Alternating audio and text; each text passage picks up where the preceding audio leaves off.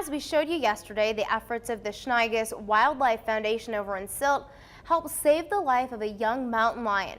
But the foundation's work goes well beyond just mountain lions, helping thousands of other animals get ready to turn back to the wild. Tonight in our second part of our special series, News Channel 5's Joe Thompson shows us the woman who works nonstop to help Colorado's most vulnerable creatures. Nancy Limbach is a longtime executive director of the Schneegas Wildlife Foundation, a job she was born to do. Well, I'm fortunate because this is exactly what I wanted to do from the time I was a kid. Named in honor of her late grandmother, Nancy started the Schneegas Wildlife Foundation in Silt nearly 3 decades ago. Since then, it has grown exponentially. Now it's, well, this property here is 4 some acres, and then we have a satellite facility that's 150 acres, where we hibernate the bears mostly. The foundation is the only one in the state that can handle so many different wild animals.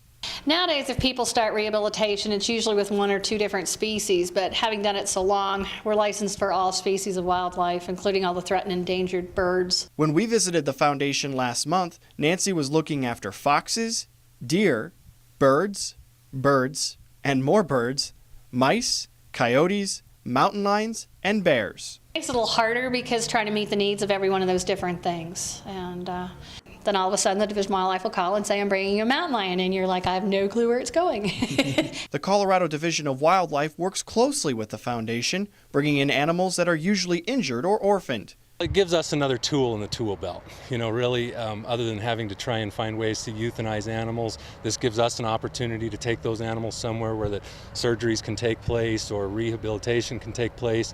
And then the goal, obviously, is to put those animals back into the wild.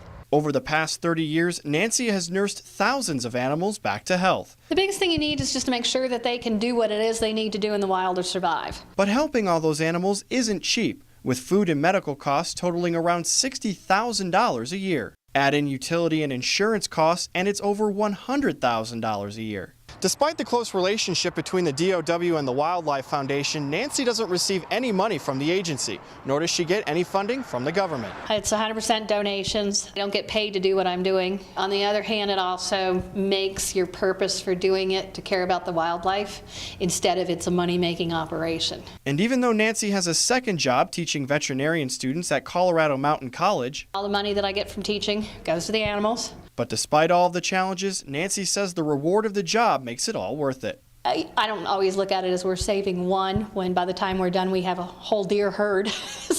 It's in her heart. The wildlife's in her heart. She wants to do the best things for wildlife, and she does a fantastic job at it. Joe Thompson, News Channel 5. Well, as you heard there, the foundation is run entirely by donations. If you would like to contribute or learn more about the foundation, you can log on to our website, or you can log on to their website at www.schneegaswildlifefoundation.org, and we'll also have that link on our web channel. That's krextv.com. And while all of the animals you saw tonight will be released back into the wild, there are dozens of other animals at the foundation that can never be released. And it's all because of the people who try to domesticate wild animals as pets. We'll have more tomorrow night on News Channel 5 at 6 in the final part of this 3-part special series. One special lady right there. Absolutely. Dedicated. She really has a passion, and you can tell. Sure does.